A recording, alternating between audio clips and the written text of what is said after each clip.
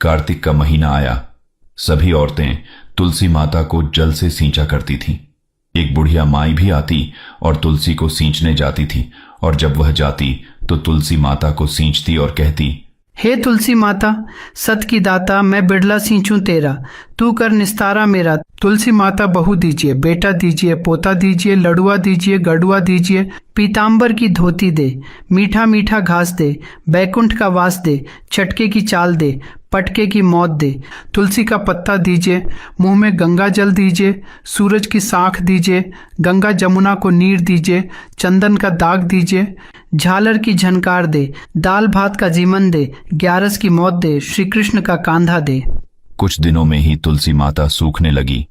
तब श्री हरि विष्णु जी का ध्यान गया और उन्होंने तुलसी माता से पूछा, हे तुलसी, इस कार्तिक के महीने में औरतें तुम्हें सींचती है, तुम्हारा भजन गाती है, तुम्हारी पूजा करती है, तुम्हारा गुणगान गाती है, फिर भी तुम क्यों सूख रही हो? इसका कारण क्या है? तब तुलसी माता ने भगवान विष्णु से कहा कि मुझे सींचने प्रतिदिन एक बुढ़िया आती और कहती है, एक बूढ़ी माई रोज आती है और कहती है, हे तुलसी माता, सत की दाता, मैं बिड़ला सींचूं तेरा, तू कर निस्तारा मेरा। तुलसी माता अढुआ दे, लड़ुआ दे, पीतांबर की धोती दे, मीठा मीठा घास दे, बैकुंठ का वास दे, चटके की चाल दे, पटके की मौत दे, चंदन की काट दे, झालर की झनकार दे, दाल भात का जीवन दे, ग्यारस की मौत दे, श्री कृष्ण का कांधा दे।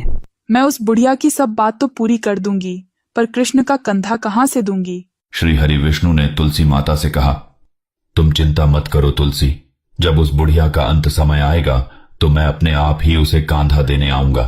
तुम बुढ़िया माई से यह बात कह देना। कुछ दिनों के बाद बुढ़िया मर गई।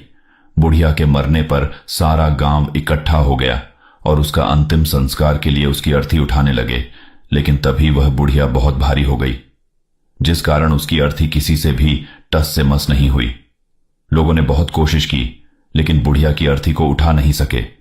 सभी लोग बोलने लगे कि यह बुढ़िया तो बहुत संस्कारी थी, दिन रात पूजा पाठ करती थी, इसने तो पाप नहीं किया था, फिर यह इतनी भारी कैसे हो गई?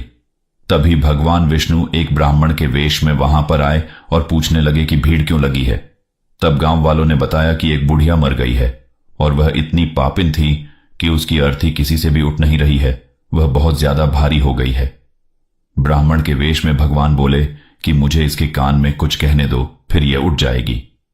भगवान बुढ़िया के पास गए और उसके कान में कहा, हे बुढ़िया, माई अढुआ ले, लड़ुआ ले, पीतांबर की धोती ले, मीठा मीठा घास ले, बैकुंठ का वास ले, चटके की चाल ले, पटके की मौत ले, चंदन की काट ले, झालर की झनकार ले, साई का राज ले, दाल भात का जीवन ले, ग्यारस की मौत ले, और श्री कृष्ण का कांधा भी ले।